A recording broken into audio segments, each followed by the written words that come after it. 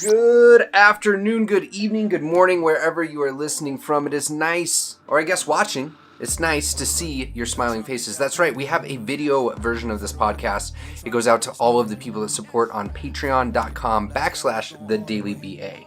This is an extension of a video YouTube, Facebook channel that I run, essentially, that is meant to be a daily behavior analytic upload of some sort of nature, just to give you a little bit of escapism, some sort of cool resource, cool thoughts, things like that. So with that said, today we're jumping in on mental health with Tina Patterson. Ran across her through Patreon, actually. I got to know her last year, and she has a lot of thoughts when it comes to mental health. A lot of experience that is in areas completely outside of my own and Dimitri's. So it felt like this really good fit to have a conversation and see where things go. So this is like our first installment of a mental health episode. We will, of course, revisit this. We already have plans with a few other colleagues that we're just going to try to work out the details over the summer for multiple episodes along this nature. So first of all, I'm going to let her introduce herself. We captured this beforehand. Lived and worked in Nashville for 25 years. I went back to school and got my graduate degree at Vanderbilt, as I said, with Craig Kennedy. Sure. I worked in research for a while and then discovered that, and I published in experimental analysis for a long time. So that was really about looking at operant and respondent responses from mice and medication. So it was behavioral pharmacology for a few years. Fascinating. But then I got a grant, and I got to work out in the schools again. And I was a special ed teacher before I went back to grad school. And so I went back to the schools and started working, had grants to pay me and all that. So when the grants were wrapping up and I was wrapping up my research job, the schools and residential partnerships didn't want me to go. And so I tell everybody that was 20 years ago. And I became accidentally self-employed, and I've been looking for a job ever since. So, Right, with that said, we're just going to roll that intro. Thank you for listening. Let's go.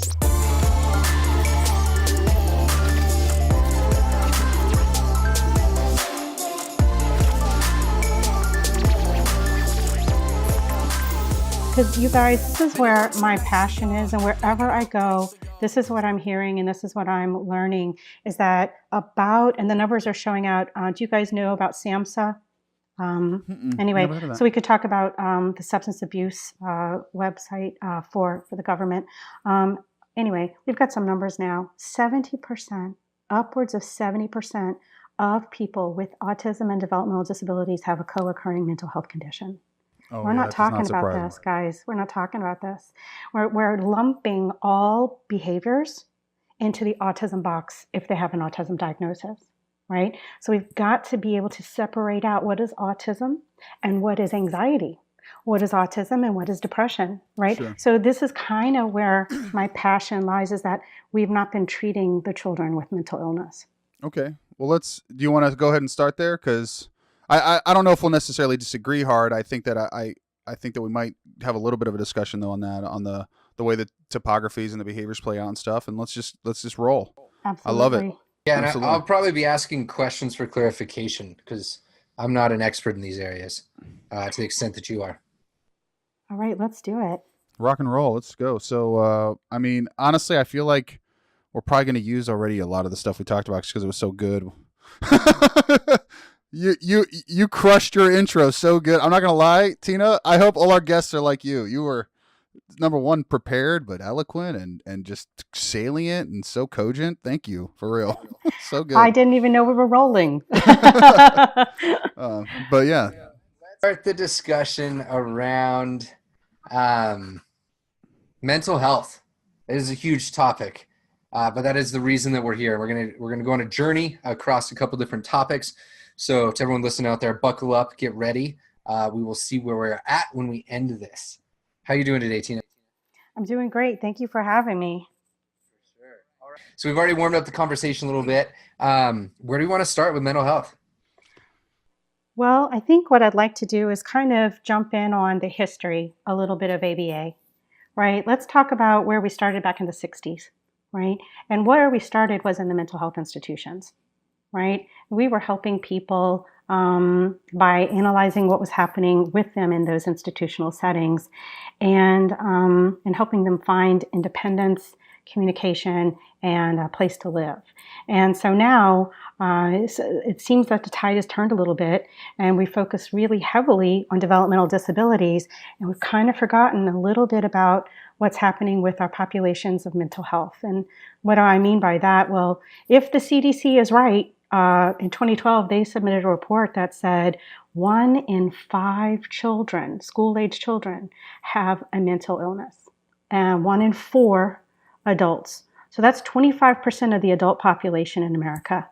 And that's amazing, right? And 20% of children. Now, if you go and look at the statistics for special ed in your district, at the school report card, it's not going to be 20%. It's going to be less than 10%. So where are these kids? Where are they? And how come they're not being helped in this day and age? So if we have 1 in 5 with a mental illness, and what is mental illness defined by the CDC?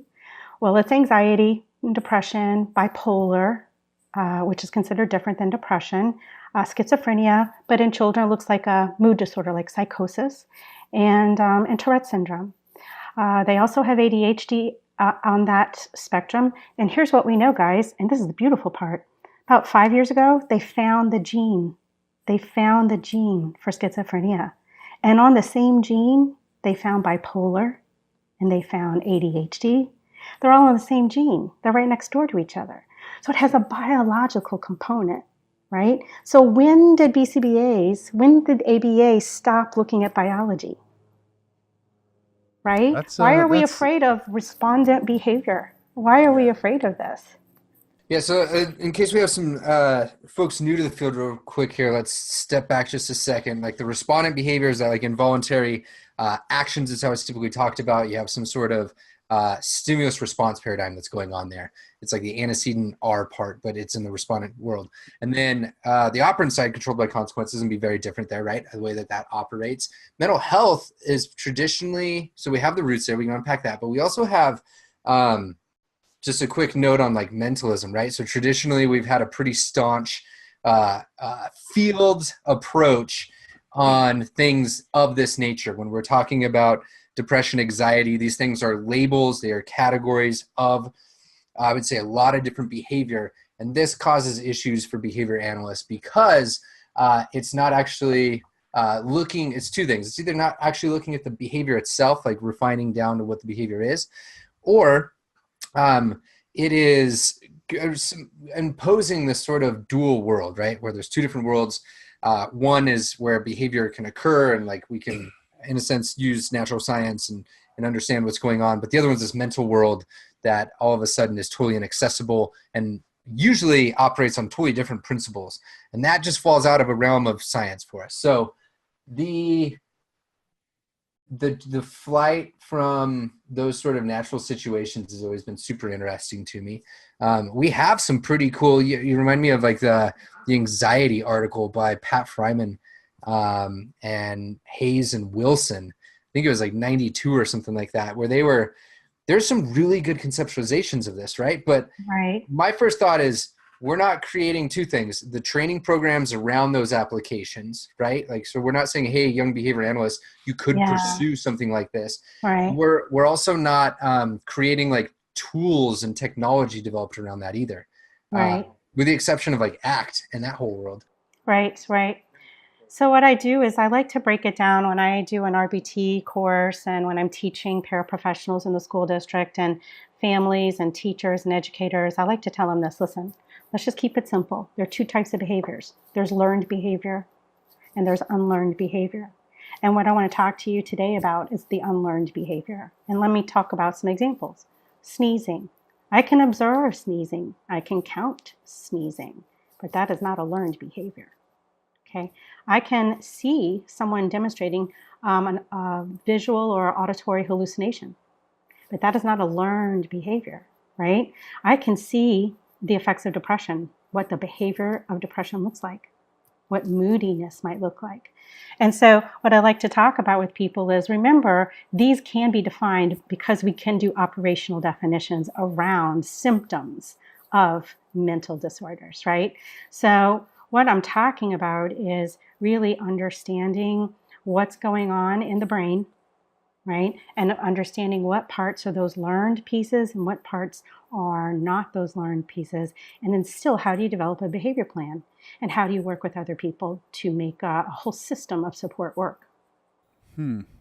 Yeah, I guess I'm with you that there is a respondent nature to some of that stuff, and I think what you're describing is the way that I would articulate it more as there are aspects of certain types of behavioral response classes that emerge connected to the genetic endowment, because I think that's what Skinner would say, versus the ones shaped through consequences. I would argue that even ones that might have a respondent look to them, though, still have, depending on the functional relation, the function that they serve, could still be learned. Like sneezing could be problematic if it's done in an attempt to escape or avoid responding, right? Or any of those types of things. And anxiety, too, can also be conditioned in terms of trauma is a prime example of conditioning anxiety. It's not necessarily respondent. It might become very quickly able to be triggered, like almost instantaneously, but it's still conditioned through a consequence, which makes it operant, not respondent. So I definitely agree with you that we need to have more conversations about these types of complex behavioral things, because I see a massive, just continual conceptual mistake that happens in the field there. I'm not sure if I'm totally with you on kind of like looking at them as this innate thing a little bit. Not mostly because I'm afraid of the slippery slope that might lead to in the wrong hands, especially given some of the lack of sophistication in terms of practice. You see what I mean? I'm completely with you. Okay, because there's a risk of sliding into mentalism here. There really is. And I know that seems like, Well, what I really want to encourage you to do is look at the literature and the research from the Center of the Developing Child at Harvard University. Sure. Okay. They have some excellent YouTube videos on how the brain actually rewires based on trauma in the environment. Sure. Now, Dimitri, I want to say I agree with everything you just said. Sure. This is not a topic for newly minted BCBAs to jump into. For sure. This is for our researchers. This is for our veterans, right? These are for people who have had many years of experience and have been trained by psychiatrists and psychologists, right? We work together hand in hand. But the evidence is overwhelming. And if you need to look at some of the research, let's talk about the 1998 study on adverse childhood experiences.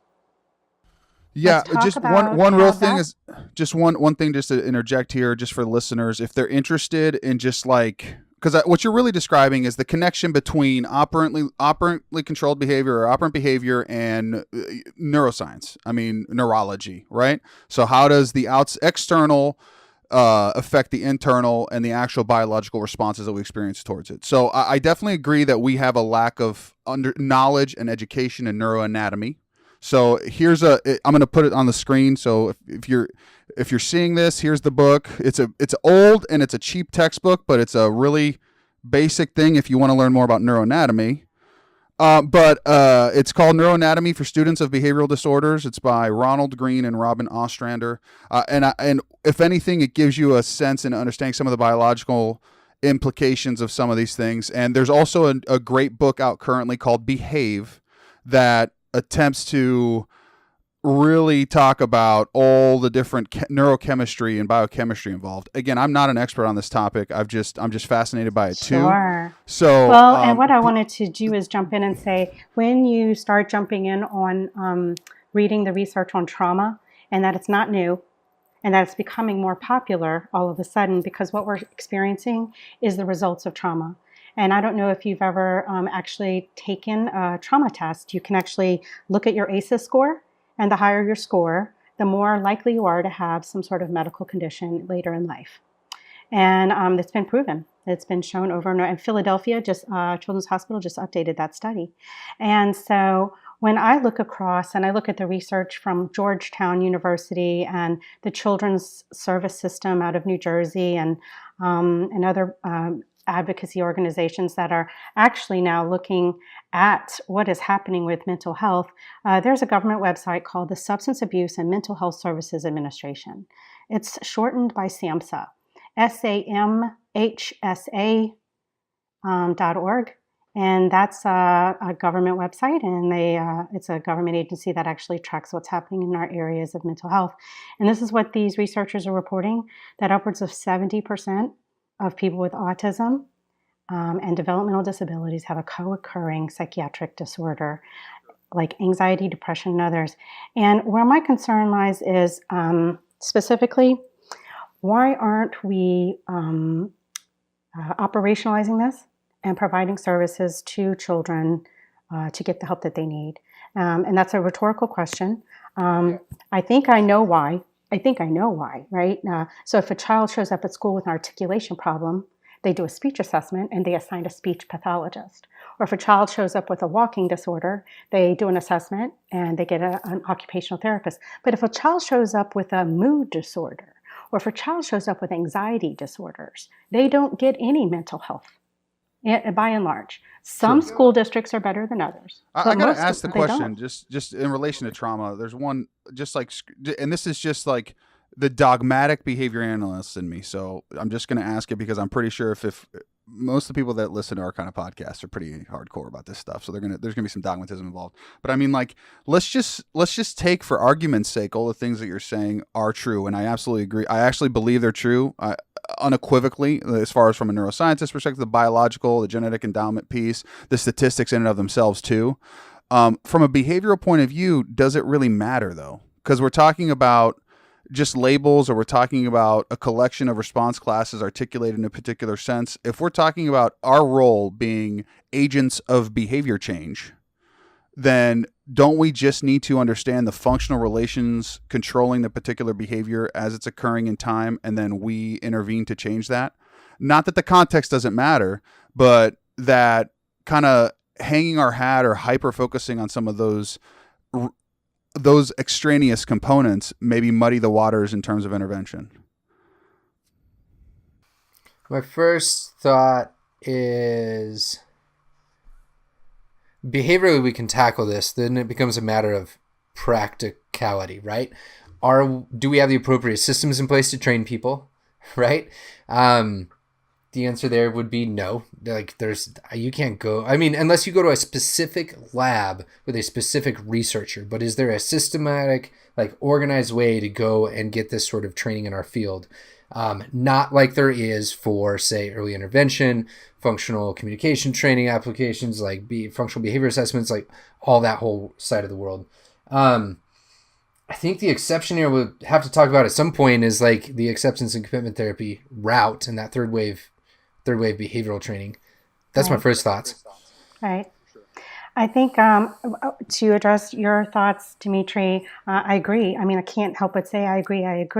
Yeah. And you're absolutely right. We are not talking about people who are just going through the task list and passing their exam.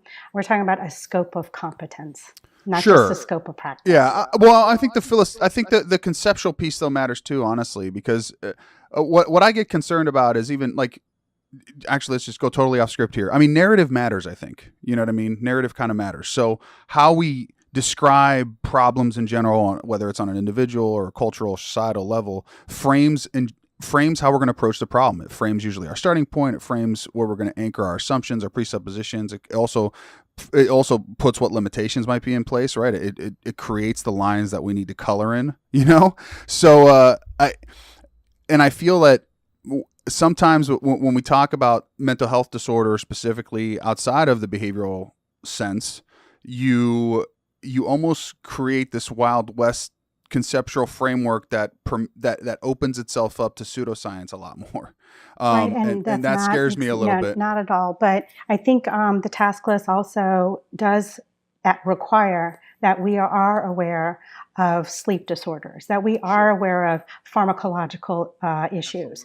These are also tapping into that neurological piece, right? And just so you know, the only reason I'm playing devil's advocate here is because I've been through this emotional transformation in my own practice in the last 2 years, because a lot of my need has shifted to kids that more would fit that conduct disorder, you know, oppositional, almost even BPD type scenario, right? Borderline personality stuff that is really complex verbal repertoires, really complex functions of behavior, really complex presentation, and like you can't, a clean 3-term contingency isn't there. Right, you need to That's be able to right. do a multivariate analysis to understand what you're right. looking for. That's right. And our practice in autism and the task list is incredibly limiting. Being able to conceptualize behavior in that way. Well, I would like to just tap into what Ryan was saying earlier, and I guess where the lab where I was trained. So with Craig Kennedy at Vanderbilt, we were heavily trained in neurointegrative science. So that was my background, right? So now as a practitioner out in the field, I see it over and over and over again being missed. Oh, so, yeah. And yeah. You can see that all over. So some fun things to kind of rattle off. Like the one thing we haven't talked about here yet would be epigenetics, and it's the role that your environment plays on the way in which your genetic expression occurs. Things literally right now, like this conversation could be impacting, like theoretically here, could be impacting the way that genes are expressed, like within the lifetime of a person, which is just completely mind-blowing. But this epigenetic behaviorism was first talked about by a behavior analyst in the 40s called Ziyang Guo. Like, are you kidding me? Dropped and lost, I got it on my right? camera too for people. There's the work that Israel Golddiamond was doing, which is so up this route of mental health. He worked with people with mental health disorders, like their lab was. And the point here is to use some examples. We can point to others if we wanted to, including yours, Tina, that there are extremely well-trained practitioners that came from those camps. And I don't know any other way to say it other than what we did is we standardized the way that our field traditionally approaches teaching and training future behavior analysts to not include those seminal pieces of work outside of there. Now, I don't know if that was because it wasn't in vogue, that it isn't quote simplistic enough. I get told a lot that things need to be so simplistic for people when they're first learning, but we forget that like these people have shown up for a master's degree. Like, you have shown up for a freaking master's degree, and you're saying that I still need to break things down in the most simplistic ways possible. Yeah. And that's not, to finish this, that's not to say that we don't need to be speaking simplistically. It's to say that you need to have the right model to be able to understand how to approach the situation. Yeah, and when we're talking about something with mental health, we know that an ABC model is not going to be the way, most likely, for us to approach these sort of things. And this was documented by people in our field. Golddiamond said it so eloquently. It was, I'm going to paraphrase, but it was something to the effect of, if you have a simple model, the world is going to look very complex. But if you start with a very thorough, complex model, the world looks very simple. And that's it. Like, we're missing the fact that we have the tools and technologies out there in our past, and we're not orienting the key people in this environment to be able to work on getting those out there. I think the best analogy to what you're talking about is the difference between Newtonian mechanics and quantum physics. Okay. It really is. Those. you have like base principles of mass and force that are really straightforward. And then you have things that can exist and not exist at the same time, and your brain can't handle it. Okay, that's the difference. And the math for it all looks different. And human behavior, I think, fits within that paradigm. And just like, you know what I mean? Yeah. If I want to give an example for folks real quick, think about, as you're listening to this, how many different streams of behavior you're engaging in simultaneously, with how many different antecedents and consequences there are occurring there, and then start to multiply that on how this could be impacting your genes and vice versa. Multiply that on how that is impacting your continual learning history that is kind of this like summation of who you are and what's going on. The way that language impacts that. We know that language now impacts all of these relations as well when we're talking about anything with language.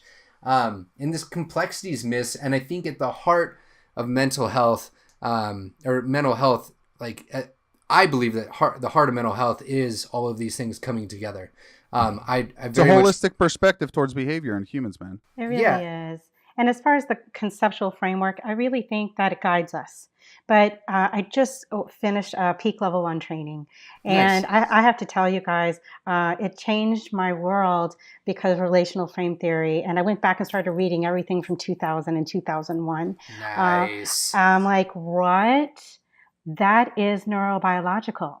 When you're talking about derived relational responding, the 6 levels, of let's teach our kids to problem solve. So what you and I are talking about right now about this is outside of people's scope of reference and scope of, guess what, y'all? In 2 years, everybody's going to need to know it. Yeah. Everybody's going to need to know it. Yeah. If they want to keep making a living, they're going to need to, for sure. Because eventually special ed DD money is going to run out. I mean, the system is so strained that if they want to make a living doing this, they're going to have to definitely refine it. And also, if we want to continue to grow as a field, I think that we're going to continue to stay in our box, and stagnation is the slow death of any discipline. You have to continue to grow and expand if you want to continue to get better and improve. Let me give you an get greater example of some acceptance. extreme cases, and they're not extreme because they may sound extreme to you all, but these are the kind of cases that I get called in for, right? The fire starters, the feces smearers.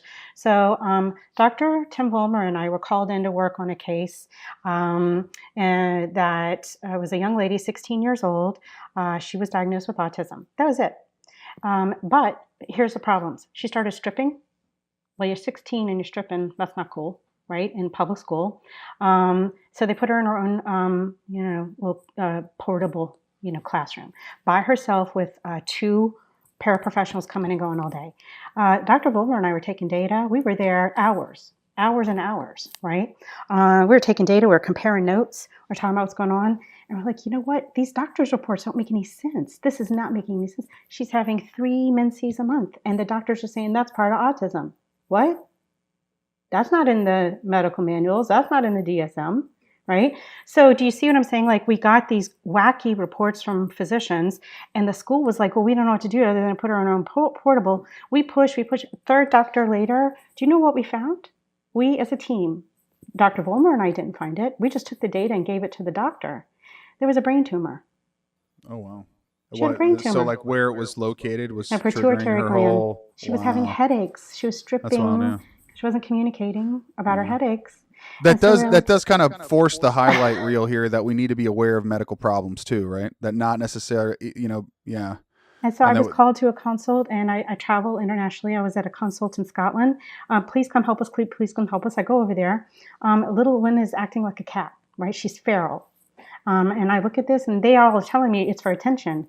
I look at her trauma score. She has 6 out of 10. This child has witnessed abuse. She's been abused. Parents are in jail. Substance abuse everywhere. Poverty. I was like, no, this is maybe, you're giving her a lot of attention. This child is escaping, and she has attachment issues. We've got to get her some mental health therapy ASAP. What's this scale you're referencing? Okay. Yeah, I gotta know more about this. Yeah. So the Adverse Childhood Experiences Scale, ACEs. Adverse Childhood Experiences, ACES. I can send you a copy. Yeah. And like I said, it's been around since 1998. Now, the states like mine in Tennessee, we're actually making it part of our medical plan. We are doing ACEs scores in our communities and directly relating it to how much money we are spending in Medicare and Medicaid in our state. Because the trauma-related events are related to these high occurrences of physical illness, diabetes, heart attack, stroke. What's it based on? What's the validity and reliability behind it as far as the research goes? Yeah, Kaiser Permanente, okay. And there's some doctors from Kaiser did the study back in '98. I can definitely send you the link, and we can put it down at the bottom of the podcast. I would love to include that for people to check it out.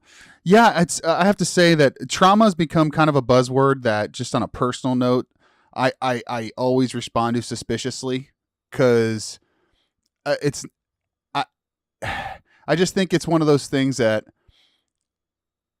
people kind of use it a little bit too frivolously. Probably. You know what I mean? It's not. You're it's right. not. Right. It's a much more. It's a pretty substantive thing, and if that happens, it starts to devalue it for everybody else. So it's just very messy. Exactly. That's why I not again. I think everything you're saying here is totally legit. That's not what I'm questioning. I'm just saying in general, just as far as like in casual conversation and just everyday talk, when that word gets thrown around a lot of the time, or on the flip side too, sometimes it gets used as a way to abdicate the need to further investigate, because if you can chalk it up to that, then it's almost kind of out of your hands, and it's a way to kind of and on the flip side, how many times have I sat at a meeting when people want to put all the function of the behavior on attention? Easy. Let's call it all attention. It goes both ways for sure. Absolutely. Well, I mean, and just Yeah, and that's why I don't even honestly, like, this is a different episode too, but we're definitely going to do a conversation on synthesized contingencies, because that is definitely, I've been doing IISCA for over a year now, year and a half, and as a functional analysis, and it's been millions of times more effective than any type of standard functional analysis I've ever done in terms of isolated contingencies. Absolutely. So we're going to have that. We're going to have that conversation. I know Ryan wants to have that conversation. So I think what you're really saying is, when's the last time you found a human being that was raised in a vacuum where they didn't contact complex consequences, where that their controlling variables on their behavior weren't multiple, right? Exactly.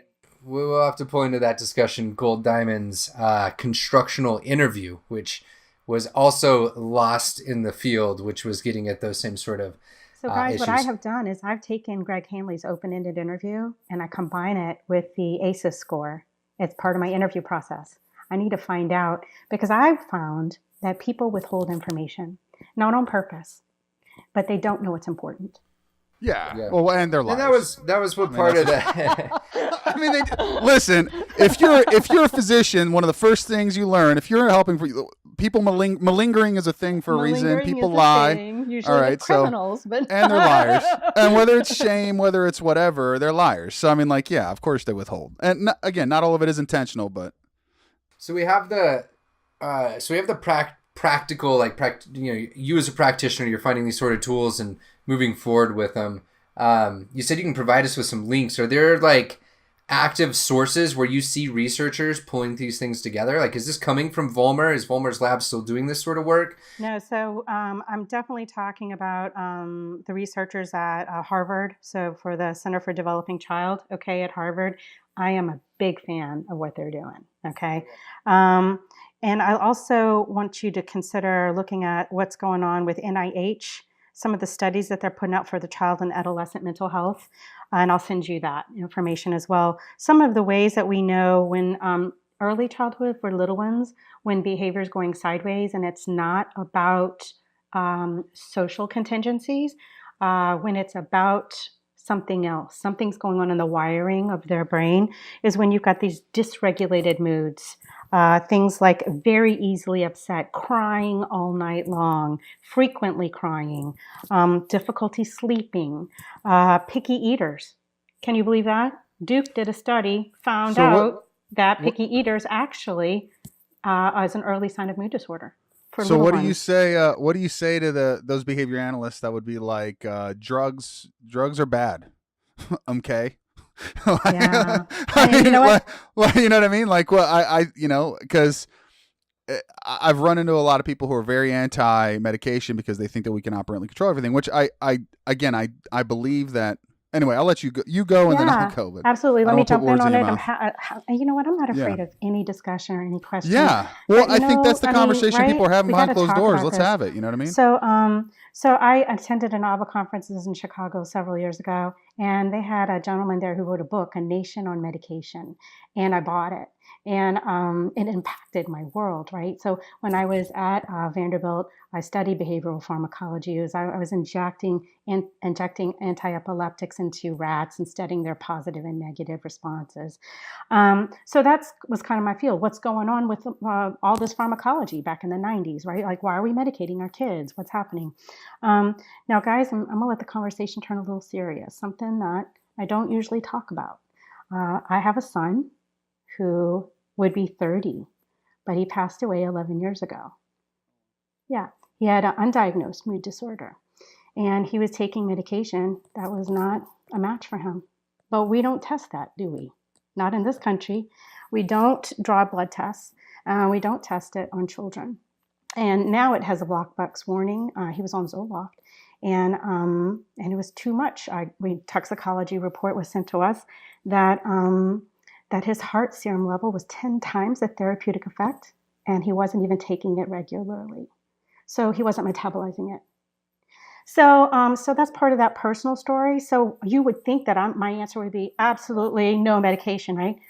No, I'm not of that strain, because I've seen so many people suffering with schizophrenia, paranoid. Have you seen that new genetic test that they're doing?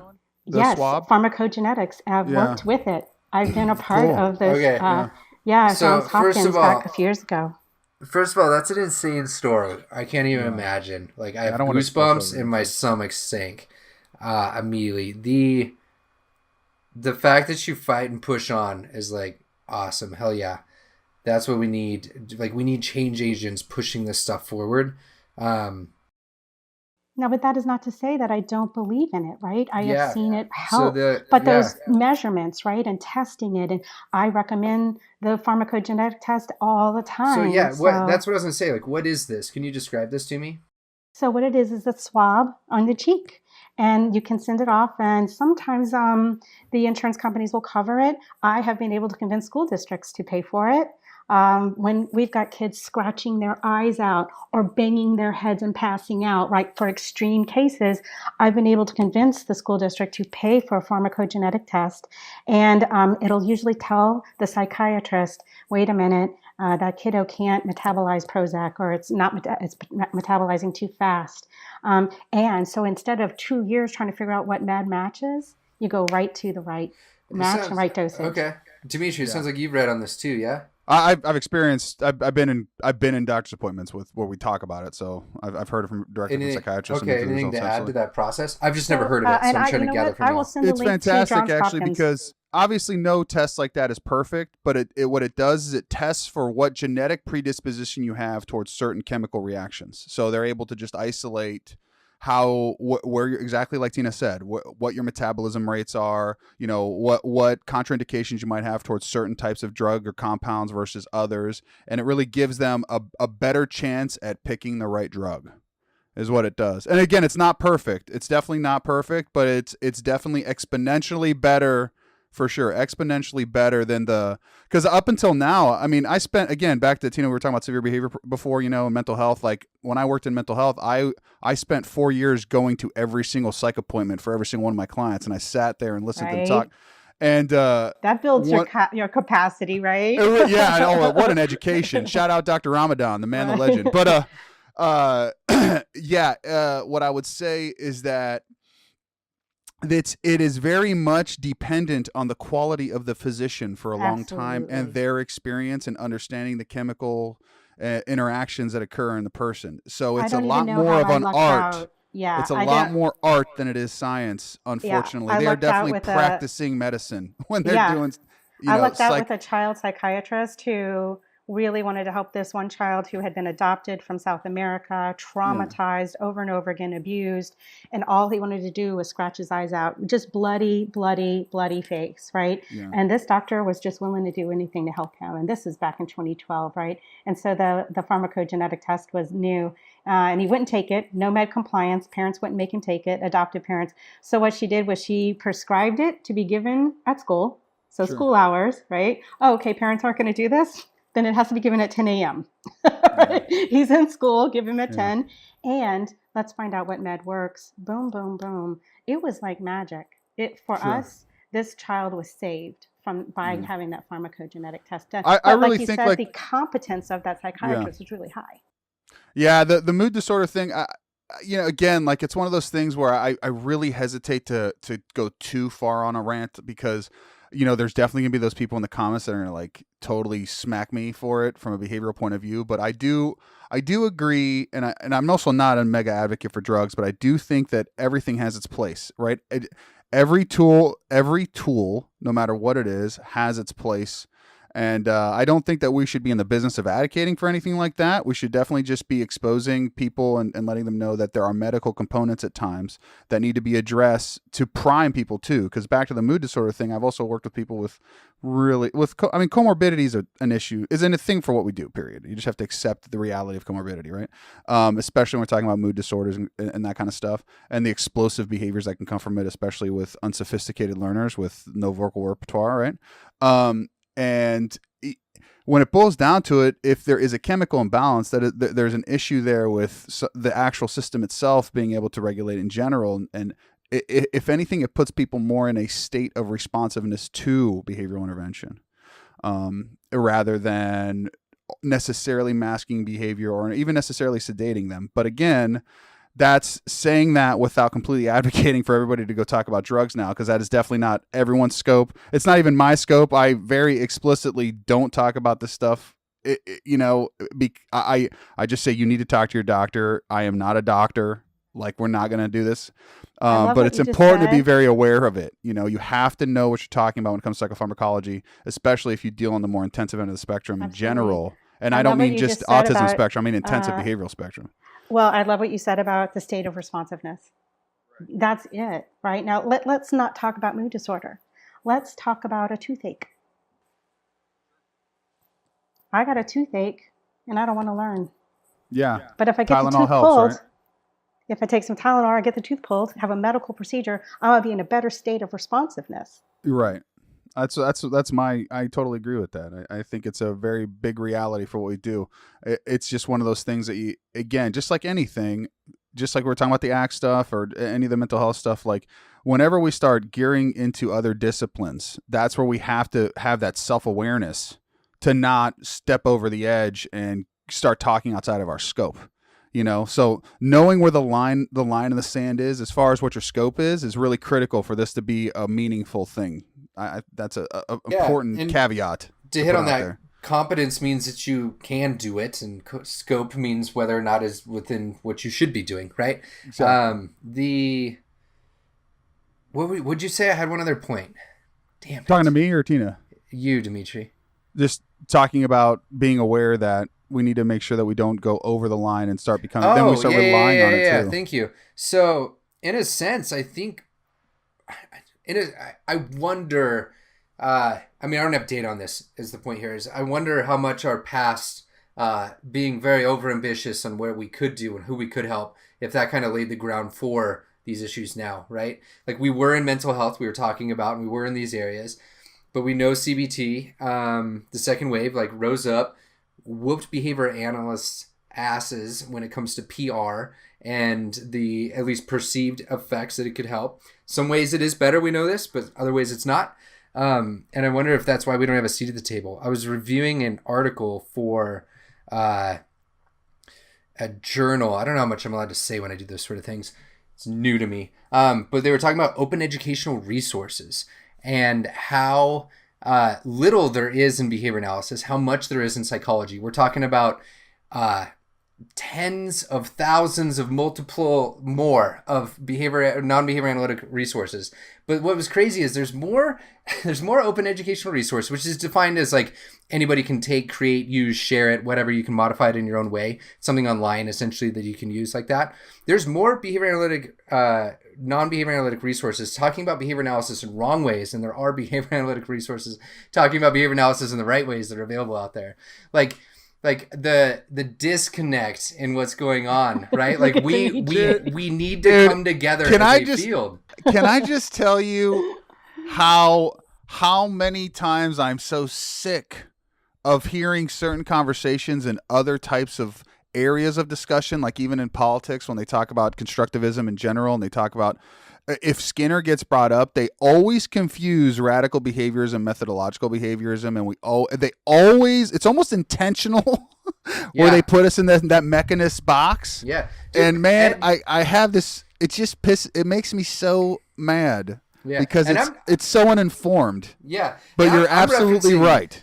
I'm referencing free things in this very limited, specific definition of things that, like, for example, the YouTube videos I make, that's not an open educational resource because it is technically a link that is copyrighted and owned by the Daily BA, right?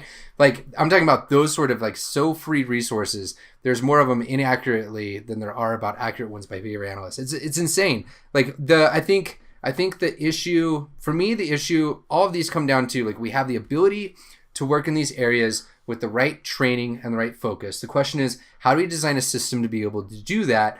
And we have to have the right people at the discussion for that to happen. Like, we have to connect our professional organizations with our certifying bodies, with our licensure boards. And you're talking about an insane amount of work, but you now have to also think about how do we communicate that to the people that are in new media and doing things like that. In our field and outside of our field. Practicalfunctionalassessment.com, where all the materials are completely free for the interview-informed synthesized contingency analysis by Greg Hanley. If I talk to one more BCBA who's never used the IISCA, if I talk to one, or not even the open-ended interview, I'm like, why are you using the old one? What are you doing? It's completely free and available, courtesy of him. Yeah, right. So that's you have people like him doing that work. You have people who actually do the substantive research giving it away. Right. And by the way, he's so easy to listen to because he makes all of his jargon people friendly, right? It's not just for scientists. And I think that would fall under the definition of an OER, but it's probably not being picked up in the major databases if you're not submitting it that way. It depends. So there's a part of this that my point here is that there are things that are available that kind of fit that definition functionally that aren't being caught in like the numbers that I provided. It was 63 open educational resources. Was it. That was it. That's all we had. 63 things in the world that talk about behavior analysis that you can go pick up, learn from, and iterate off of. Doesn't this like raise a pretty interesting question though, in that is it possible that the entrepreneurial spirit in the members of our field has inhibited our ability to properly disseminate and generally gain wide acceptance because it's almost intentionally self-limiting? Yeah, and here's my thing. Like, I get hit on this before. I think I was asked to comment on that paper because of some of the work I do, but also I've been hit on this before. They're saying, why don't you put them in the Creative Commons? Well, first of all, it's a lot of work. I'm cool doing the work, so that's a bad excuse. But I have to do a little bit of paperwork to make that happen. And I'm talking about like I'm burning the midnight oil just to get something up as often as I'd like to. That is a personal decision on myself. But the other thing is, and what I knew happened, but I didn't realize how much this happened, is people will make something and they're being pulled into these online training programs or the in-person online programs as well. And they're being utilized for people to go learn from. And there's two things here, like using it as a supplemental, go check this out, whatever, that's cool. My big disclaimer on stuff I put out is like, this is not an educational thing. This is not sequenced. This is not designed to be this. Like, you can't be doing this. And I've seen from the inside that they're being used that way. And there's a reason that some people make these things that are privatized that way. So, and my point there, man, is like, again, like if we got everybody on the table and said, who's going to create what and how would this work? I think you could figure out the financial side enough to where people could all benefit, and you would have a tool out there that was actually appropriately designed and being used for the right thing. Because I don't know, if the YouTube taught me one thing, is the more quantity you put out and if the quality is there to an extent, people will pick it up, and it'll be used in ways that which you didn't intend to. I'm not surprised, but like, I don't know, it baffles me. I mean, yeah, use and abuse is I think use and abuse becomes the argument against that. But I also think that use and abuse becomes the reason to perpetuate, the personal motive in not doing it too. So it's kind of a double-edged sword there, I think. Yeah. Yeah. I mean, I guess for me, like on the back end of YouTube, for example, I just have to hop in and I have to click a button and I have to switch it over to Creative Commons. The thing is people take advantage of that even more. And I don't, personally, it's one of those things where it's like, I don't know, it's linked there. You can use it whether or not it's like in that mode. So like, I don't care, like it's on the internet. The internet for me is like, it's there. Use it. Right. Well, I'm using it in a way that's just for dissemination. I have a Facebook page called Clinician with a Mission. And I'll tell you how I came up with that on another day.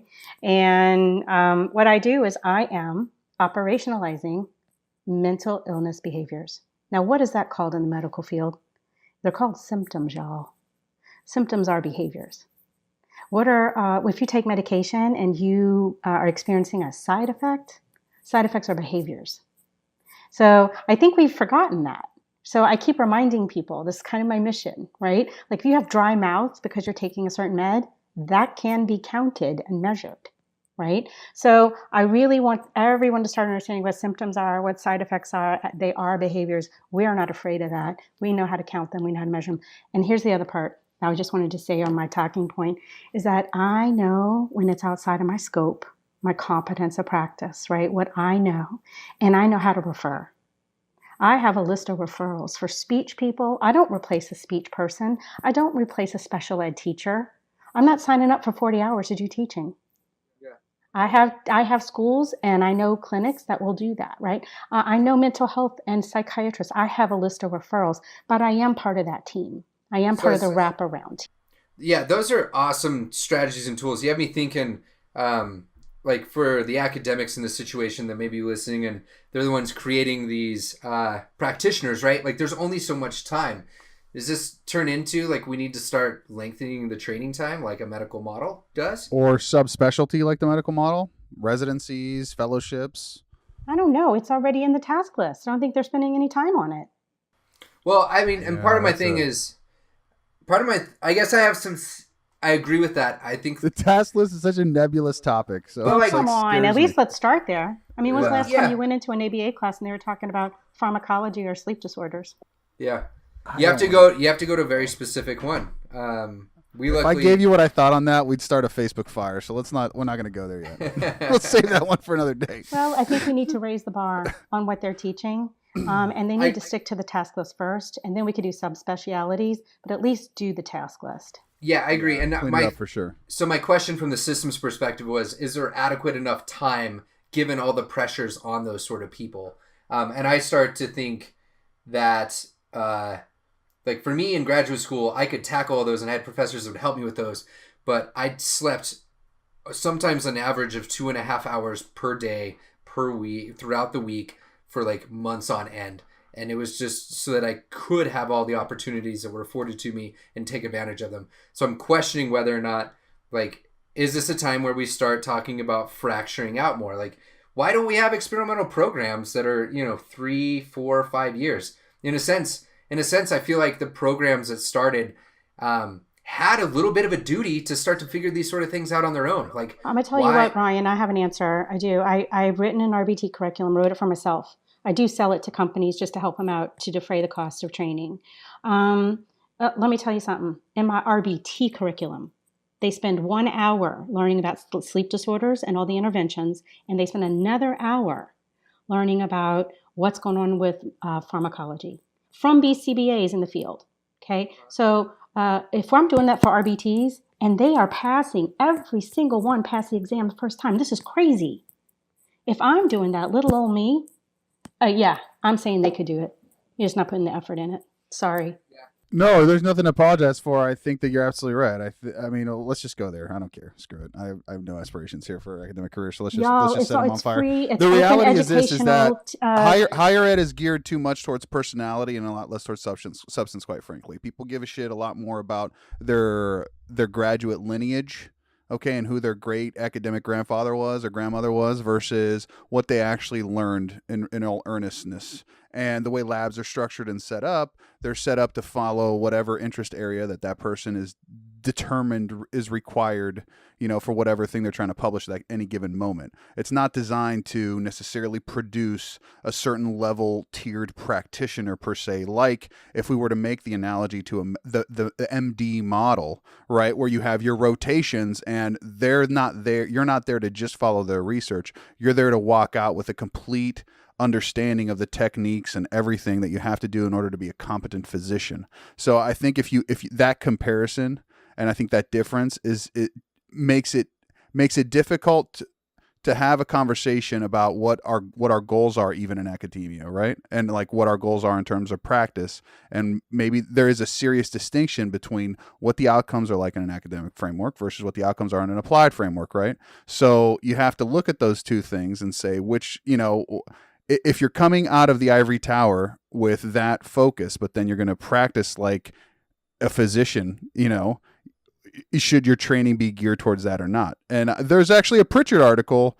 What's it called? Like the icing on the cake or something? Yeah, I can't remember. We talked about it. Title. Didn't we talk about it, Ryan? We did, but not on. That was a test episode. So right. Okay. So there's a Pritchard article actually where he talks about maybe we need to talk about having an applied program track versus a research-oriented program track so that people can determine what type of education they get and so that their education is tailored towards those outcomes. And there's models out there. I had a really close friend for a little while that was in physical therapy, and they had a rotation, 4 different places that you had to go with 4 different types of populations and 4 different settings and environments. And that was required to be able to go out and complete your degree requirements, which our field would just lose it if you told people that you had to move across the country for your practicum for 6 months or something like that. But the quality and breadth of their experience and them learning, we saw this also in the adult intellectual disability job programs where we were helping them out. You don't know what you don't know. You get told that things might be interesting to you. You might have an inkling, right? Like you might have had that one person that you worked with and you're like, I want to go do this forever. But when you actually jump in that environment for 2, 4, 6, 8, 10 weeks, you'll get a totally different perspective of what it was, right?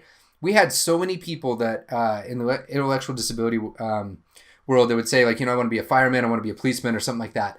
You'd go out there and you do a job shadow for a day and they're like, this is the worst damn thing I've ever experienced. Get me out of here. And it was because of what they were told, right? And like what influenced them as like the typical jobs, not the actual circumstances. And behavior analysts don't get that. Like we did not program that in. The very field of programming instruction did not program instruction to be able to ensure these sort of outcomes. Well, and I think I happen to be part of the old school where I got that. But because my instructors did it on purpose, they weren't mandated to do that. So I'm in the lab, organizational I'm structures. in classrooms, I'm in residential communities, and I haven't even left graduate school yet, right? And so I'm in all of these different practicums, if you will. But I want to say this, you guys, look how much we've grown, and it's been a painful growth in the last 20 years, okay? Since the BACB was established in 98, it's been painful, okay? And we grew too fast. And we got a little sloppy. We let a lot of people pass when they shouldn't have been passing, right? And the other part is, guys, the insurance, however good-natured that was, there's a great equilibrium happening and it's swooping across the country, and it started in Florida. They are not going to allow this to happen anymore. They're going to separate it out, the educational goals from the medical necessity goals. A great equilibrium is coming, and we got to be ready for it. We're going to go back to our roots. We're going to be out there helping people who have a medical necessity. Yeah, that goes back to I was going to say something about the structural piece, because a lot of the thing I think also has to do with what expectation people have of what their job of a BCBA is in its whole, is that most people look at it as being someone who trains and manages a team of unsophisticated practitioners, or at least like, less uneducated. Oh man, how do I say this without offending somebody?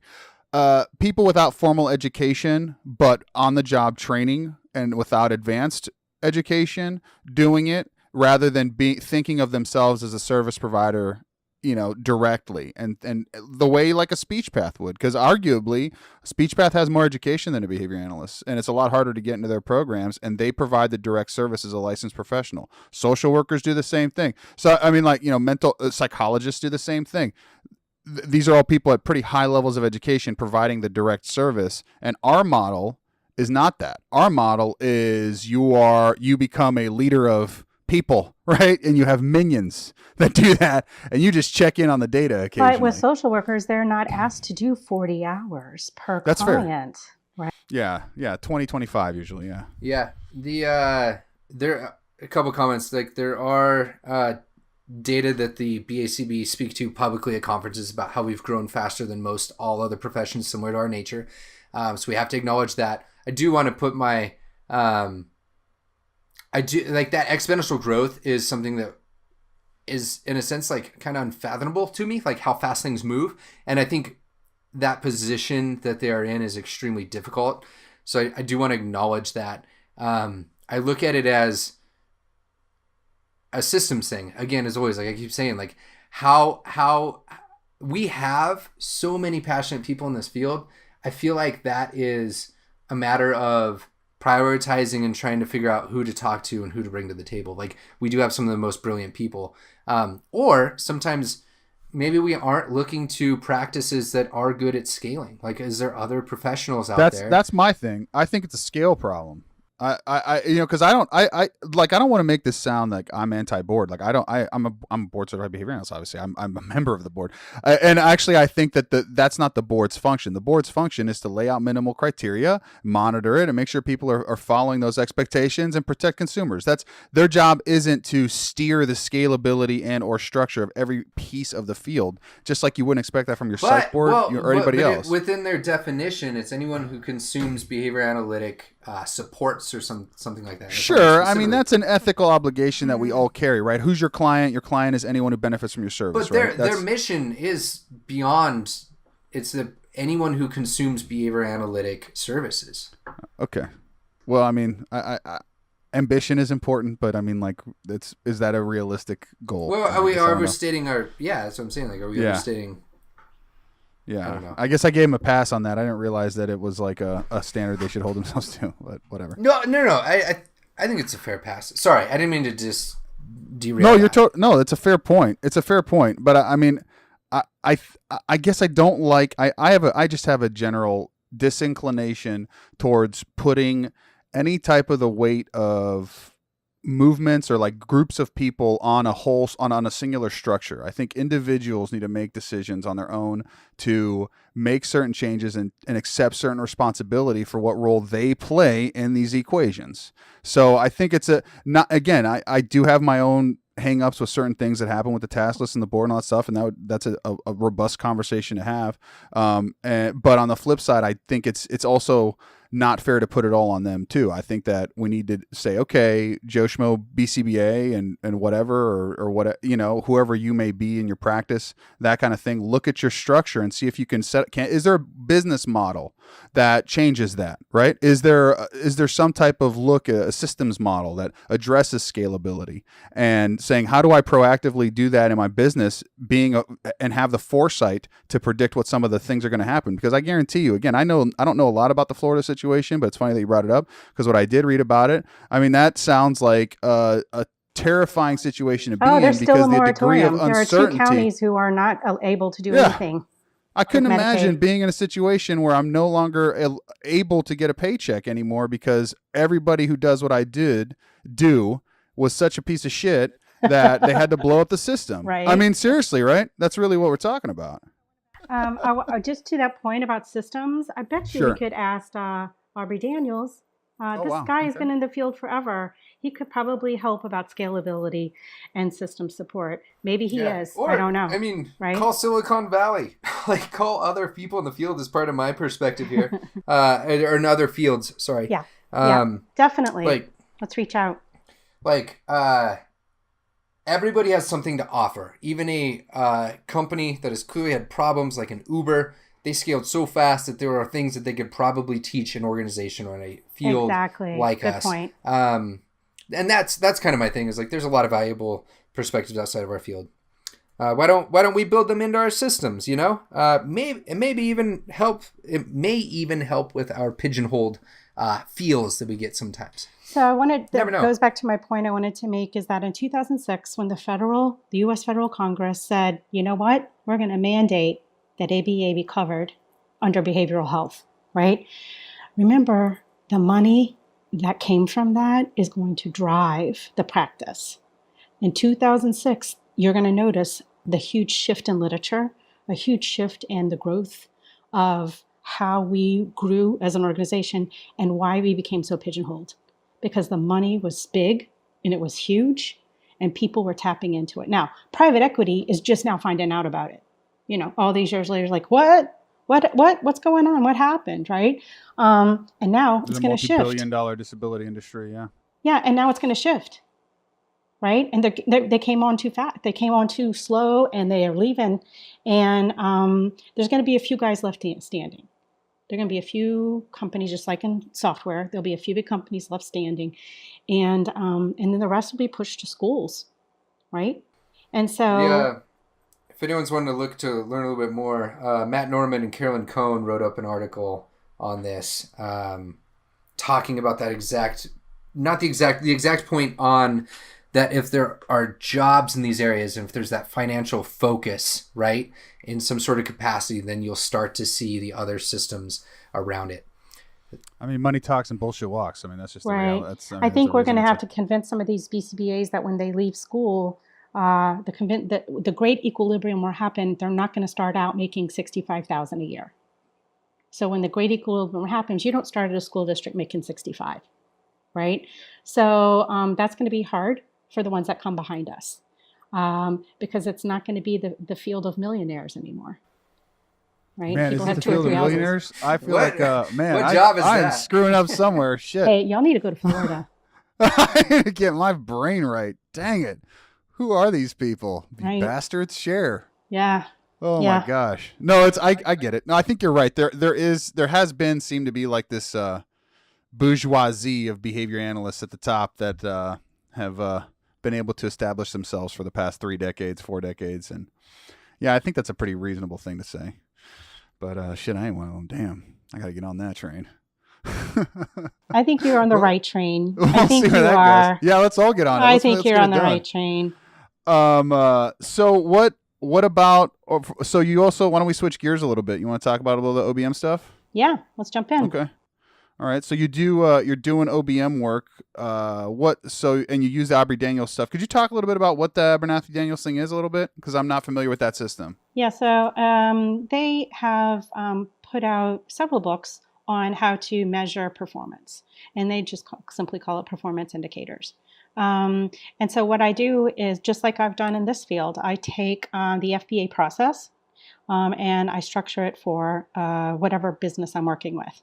I specialize in clinics and helping clinics number 1, get open, number 2, stay open past 5 years, because the Small Business Administration tells us that all new businesses across sectors, not just clinics, will close in the first 5 years. Well, we can't have that happening in our field. People need us too much, right? So we need to be able to help people who want to start a business and a practice keep their door open past 5 years. So I take those performance indicators and I individualize them. I find out what the business is, what product they're selling, how they do hiring practices, what they do for rewards, how they do performance indication with their staff, and how they are actually looking at what are the high performers doing, what are the low performers doing, how are they measuring that. And what I find every single time is they're not doing that. So they have high turnover, more than 50% turnover rate. They're not measuring employee performance, and it's just about billables. And these companies do not stay open. They do. Yeah. They close their It doors. becomes an unsustainable situation. Yeah. It sucks. Yeah. Yeah, I think one there. thing that's relevant is, for whatever reason, you get into the field and you realize that you can impact a lot of people, and that lure of creating your own company and your own thing, and whether it's that you want to be the behavior analyst that has all the control over the contingencies, or you want to take that ownership, whatever it is, there's a difference between running and executing that organization and delivering the services that we usually get in on, right? And for sure. The it's skill so sets simple. are totally different. Well, I mean, like, the business skill set is totally different than the clinical skill set. I mean, we can talk about how we don't make distinctions between behavior, but we have to talk, context matters, and then we do need to make distinctions between And there's behavior. a book called The E-Myth Revisited. You can sum it up, and it's so simple. Someone falls in love with making pies and giving those pies to people, right? Like the process of making the pies. She opened a business about pies and putting those out there, and hated her life. It was not the thing that she wanted to do.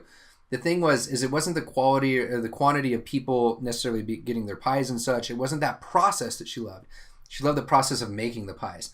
And that is something that we just don't necessarily emphasize enough, of like, if you're going to be open the business, you're taking on a whole different subset of contingencies, right? And responsibilities. And that's Not all cool. my That's clients- awesome. I'm all for it. But not all my clients decide to open a practice. What ends up happening is about 60% will go ahead and open up a clinic. I just got back from a new site where one of my clients has actually secured space and will be opening in the spring.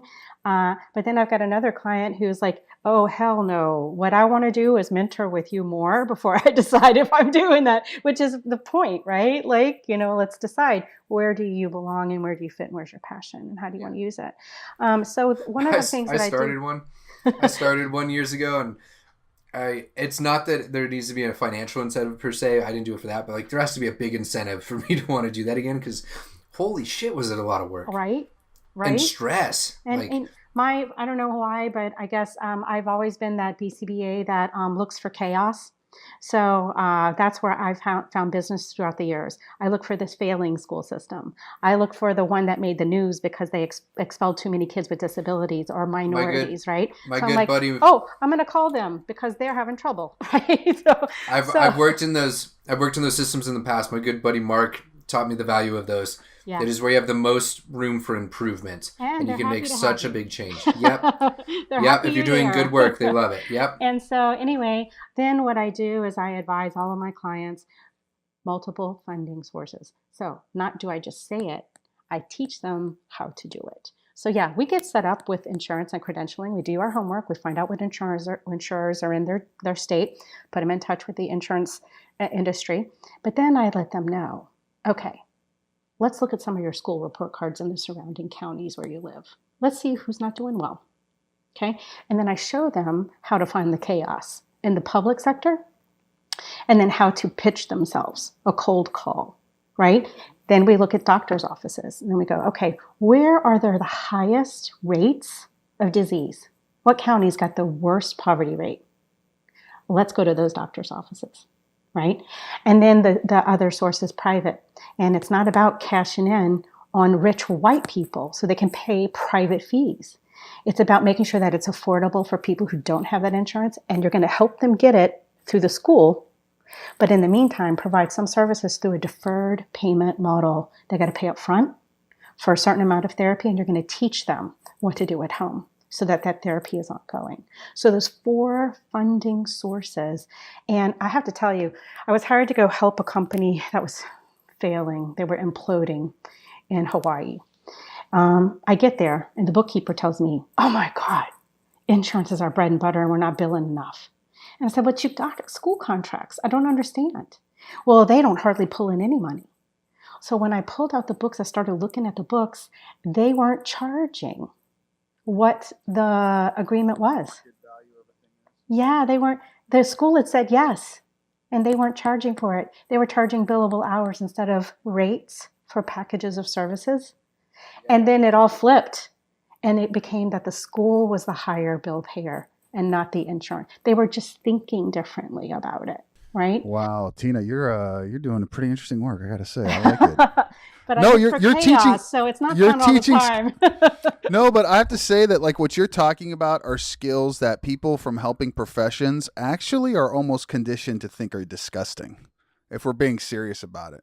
You know what I mean? To them, a lot of the time you run into people who think, well, there's a certain degree of self-righteousness and virtue signaling relating to the idea of profit as if it's a dirty word, right? Or and asking and where you were put in a position to ask for something, say for a contract or whatever like that. You know what I mean? They either hesitate or they shy away from it. That sense of altruism is kind of antithetical to behavior analysis, though. What do you mean? Yeah. You think so? Oh yeah. Because of the control. Because of the control. But the very essence of anything you do is controlled by a consequence. Therefore, totally negates the fact that there's any sort of sense of altruism and like perfectness in the world. My thing is understand the sources of your control and make sure that you can go to bed at night and that you are following the ethical, moral guidelines of our field, etc. The people around you. But just simple things like teaching somebody you only get what you ask for. You know what I mean? You get what you ask for. That kind of like, or like, know your value in relation to a contract and understand negotiation and understand positioning. Yeah, I mean, and I'm not talking about these little chess games matter. Absolutely. It's fair market value. Exactly. And what fair I do market value is exactly right. Fair. What I've been talking about though also is when I'm dealing with families who right now I have a family who can't afford anything and the school won't pay for anything. They live in another country. The school won't pay, insurance won't pay. So I would be willing to give it. But I have experienced that when I give everything away, that people don't show up. There's a lot of people. Free stuff. Yeah, there's no value in it, right? There's actually a lot of research behind that too, by the way. So my School of Hard Knocks, I've decided that I will still give it, but I'll give it for $15 a week. Right? Or $10 a week or $25. Sure. So they have to pay something. And then they show up because it's valuable to them. And so, and I don't have regrets about it. And I help a lot of people. and I don't charge for all my time, right? So there's that point. The other side of all of this, right, you guys, is I'm an independent contractor, really not by choice, just by necessity of where I live and not having mandated insurance in our state. But I will say this, though, that I am able to, over time, put aside money and have investments. So I bought property and I have rentals, and it started slow and you build up over time. And that way, when I do have a slow year, I've got my plan B, right? But I think if you're going to be an entrepreneur, you can't have all your eggs in one basket, where that means someone else is paying your bills. You've got to do something that's investing on the side. Yeah, that makes diversification is pretty critical in these areas. And multiple revenue streams. If you're going to be on your own, you got to have all that stuff going on. Yeah, I was sharing before I don't know if it's included. I'm going to assume not. Before we hit record, officially, that was a goal that I had set for myself like 3 years ago, I think. What is this, 2019? That was 4 years ago, where I heard multiple times, like, this is something you should be doing. And I was experiencing it in two different ways beforehand. Like, I experienced it. I knew it was an important thing to do in business, and we focused on it when we started up the center in 2013 in Orlando, Florida, but also when 2014 to like 18-ish, when I was working at a nonprofit in the Reno area. Diversification was huge, and I understood the role there. I hadn't quite understood it from like a personal perspective necessarily. And so I set up a graph to just track weekly what I was making. Of course you did. And what that was. And that damn thing was at zero for so long. And now there's multiple streams and they're variable, but that starts to give you some sort of predictability, and you have an idea where you're going. And when you have those multiple funding streams, here's the perk. It allows you to stay ethical and to do what you love to do. Yeah, that is the best point that you could possibly bring, right? Financial freedom equals the ability to make whatever choices you want. It's actual freedom. In a capitalist society, financial freedom is real freedom. Right. Don't get me wrong. I'm not a millionaire, but and I do have a husband. I have a spouse, and you have to have a partner who can share expenses with you, or even if it's a roommate or your parents or whatever. And that's the way to do it. Why do you have to live by yourself to be financially free? Why do you have to be isolated and alone to be financially free? That doesn't make any sense. And so, yeah, as an entrepreneur, I live it, I breathe it, and I also advise it to my mentees that I work with. So, hell yeah. From one fellow entrepreneur to another, hell yeah, congrats. I've been doing this a while, but I want to check in on you in a few years and make sure that you are still doing this, right? I want to see you still doing this. We'll see. If anything's going to push me out of it, it's going to be it's going to be practices in this field and not a particular person. I get beat down by the fact that our systems don't align like they could.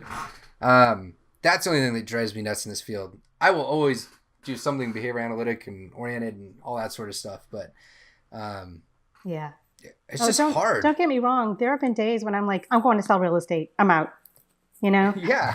Oh, man. But I'm still here. I had that. I was at that moment this morning right before we started hitting record on this. I was just like, why do I do this? And it's not from the multiple streams or anything. It's from the politics and like the fact that certain people don't get along. It impacts the speed with which we can accomplish other things as a larger community. And that's what drives me nuts, because I'll get tastes of it in certain facets with certain areas, but then not in others. Like you can see this cooperation occurring in different facets and different aspects of our community. Like a good one is a real simple one. You want to go to Instagram, you'll find an amazing community for behavior analysts. You want to go to Facebook, you'll find people ripping each other's freaking heads off. You'll find in between there too, but you'll find both of those. It depends on where you're at. You want to find professional organizations that like are open to new ideas and want to cooperate and work with other people. You can find those. You want to find ones that aren't. You can find those as well.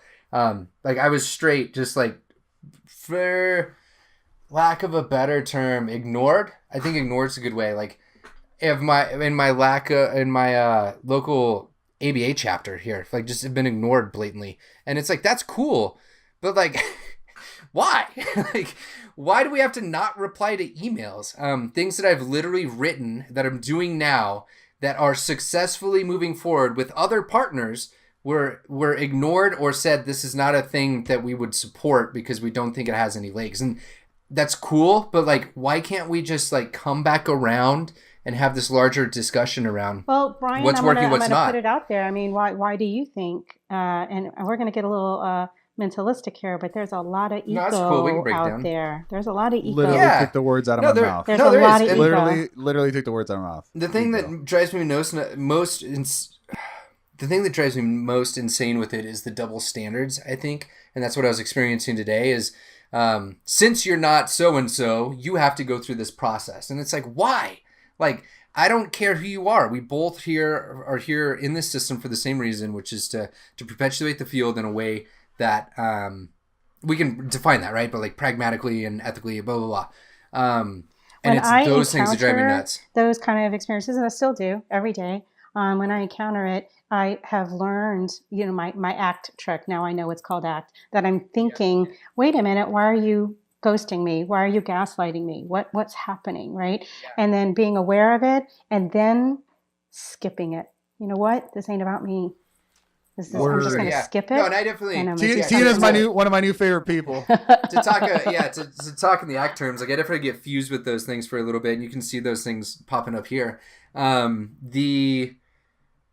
guess the original question you had of like checking on me in a few years is like, I'll be doing something behavior analytic, but it might be like running a workshop in the mountains with 40 people a year. Dude, I'll be there. That'd running be awesome. Real estate on the side because I would have like said, screw it with the problems that I keep running into. It's just where can I get some traction and enjoy the science? And I don't know, in a sense not that I don't have grand big ideas and I don't want to sound like the next Facebook or Uber. That's not the idea here. But like I slowly experience the system and then get beat down by the fact of there's so many politics and egos in the way that it's like, why fight that for a lifetime when you could probably just successfully work with X amount of people in another context or something. And that's what I'm personally going through at this stage of my career. I think you just made the case for entrepreneurship though. Like you just made the case for entrepreneurship. Yeah, but figure out a way to get enough financial freedom to be able to tell every single other person who's going to stand in your way to go fuck themselves. I mean, there's this scene with John Goodman from this movie, The Gambler, where with Mark Wahlberg, that's amazing. Where it's like, what do you want to be able to tell me? Because he lets him borrow all this money. He's a loan shark. He's like, fuck you. No, but for real, like that's what you're really saying is that I'm beholden all these various institutional structures that are based on this academic model of tenure and, honestly, like it's hierarchy, right? Very clear cut bounds of like how you progress, how you earn your spots, that kind of thing. And they become the gatekeepers and it's not merit based. Okay. It's not a meritocracy. And when you're somebody who is self-initiating, you become and competitive, you believe that you should earn what you get, and if you've earned it, it's egregious to not get it. So what I would say is that what you're describing is if you're entrepreneurial, you get to the point where if they don't give you what you want, you flip them the bird and you do your own thing anyway, and you say thanks a lot for your time, see you next year, and show them your ass. I mean, that's just where I'm at on that thing is when I hear that is that any type of barrier like that to me or people are going to be uncooperative. That's it. Like screw you, bro. Like not you, but that guy. Yeah. We all read Walden too. Why don't we just sit down and like throw that to the wayside and say, could we redesign this a little bit better? Yeah. Because Walden 2 is communism, and that's just terrifying. I'm going to bump into a little bit of mentorship. What I would say to you, Ryan, is absolutely you're right. Be a part of the solution. Find that circle of people, might be 2 or 3 people. Dimitri's one of them. Find that circle of people who's like, hell yeah, let's do this. Yeah. Let's do this. Yeah, no. And that's why we're here. Part of this podcast was to, these are things that happen day to day in my life. And part of the YouTube binge the last year has been a lot of the good side of things. And it's not that these are the negatives per se and like they affect me negatively. I'm fine. Like I feel great. But they, it's not the full gambit of like the things I like to talk about and how I feel, right? No, so use I'm that glad energy. that you brought these up. Use that energy. Use it well. Like Martin Luther King said, right? Sometimes anger can be a tool and a very powerful for movement, right? So counter use control, it. counter Right. control. Use it. Yeah, definitely. I love Tina. Rage is my fuel. That's why I live in that zone. My sister and I were having a conversation. God, when were we talking? I want to say over Christmas. We're talking, we're like, man, you know what? Because we're Greek and whatever, and I'm an intense person. We're like, I think I'm pretty much always at about an 8.5. So I think that's why I scare people sometimes. Running hot. It's like my baseline's there, and I kind of need it to be there to be able to keep my head on the ball and be able to continue to do what I do and whatever. But yeah, I absolutely love that. Yeah. Sometimes spite is a good motivator, and sometimes it's a good way to get things done. And injustice, I agree. I don't and for disagree me with in my that. personal life, making sure that we don't forget about mental health is very important, as you know why now. And I want to be there. I think I can make a change in our field. I can make us recognize the pieces that are missing and that we need to revisit and become those experts and those practitioners for those areas. So I would love to see that. Guys, thank you so much for having me today. Absolutely. Thank you. It's been a blast getting to know you. We had a blast. Super fun. All right, please, wherever you found this, make sure that you go in, comment, tell us how you liked it. Make sure you answer the questions that we left there, and tell a friend. Please tag, share. It is the way that we can start to break through the barriers and share what behavior analysis has to offer and have these more meaningful conversations in a public sphere. Remember, also, you can go to anchor.fm/The Controversial Exchange and call in and leave your thoughts there as well, again, privately, where we will be choosing some of our favorites to air on the Anchor app. Our next episode is on self-management and narrative. Finding your story, communicating your story, what role it has in behavior analysis, dissemination. I think you're going to like it. It's just Dimitri and I riffing. Now, I have a quick fun fact for you. That is, did you know that 1 in 1,300 people, that's right, in 2018, 1 in 1,300 people that actually tuned into the content chose to support or help out. So I mentioned Patreon before this. Patreon.com/TheDailyBA is a values-based system that I set up to where if you're enjoying this, you can go in, you can support for as little as $1 a month, and you get some sort of exchange as well. So some people receive this in a video series where you could watch online, see us talking back and forth. Other cool things include tiers like the Daily BA, the closed Facebook group where I share other ideas, resources, things like that. Occasionally I get courses, giveaways to hand out to people. We get discount codes that I share with you. I make that super easy to where you can snag some cheaper rates to big events in behavior analysis. And I've paired up with an amazing artist named Lester who makes these just great, phenomenal, really dope posters of legends in our field that we put out there as well. And you can snag some of those depending on your tier. And occasionally I bring on sponsors through this. I make sure that I communicate that with you. And note to sponsors, it's only if we truly align on our value system. So that's our show. There are currently over 94 people in the Daily BA Patreon closed group that's accessing these sort of things. I'd love for you to join, so really consider going and checking it out. As a gift for signing up, you get access to all the streams from last year of what we actually produce behind the scenes. You can catch Dimitri and I on Twitter at The Controversial X, that's Controversial EX, or on Instagram at The Controversial Exchange. We will be manning these. We will be answering questions and replying and sharing. So that's how you can reach us in between episodes, in addition to Anchor. And to thank you so much to our listeners. You are the reason that we get to do this. The people on Patreon help us support and make it financially possible. But everybody following, liking, and sharing, you all are helping in this grand vision. So thank you. And I have one last thing that I need to read to you, just so that we're all kosher and we're on the same page. And that is, the views expressed during the Controversial Exchange podcast series are solely those of the individuals involved and do not reflect the official policy or position of any other agency, organization, employer, or company. Assumptions made in the analysis are not reflective of the position of any other entity other than the authors, and since we are critically thinking human beings, these views are always subject to change, revision, and rethinking at any time. Please do not hold us to them in perpetuity. This podcast series is to educate and inform, provide discussion, and does not constitute professional advice. That's your Controversial Exchange.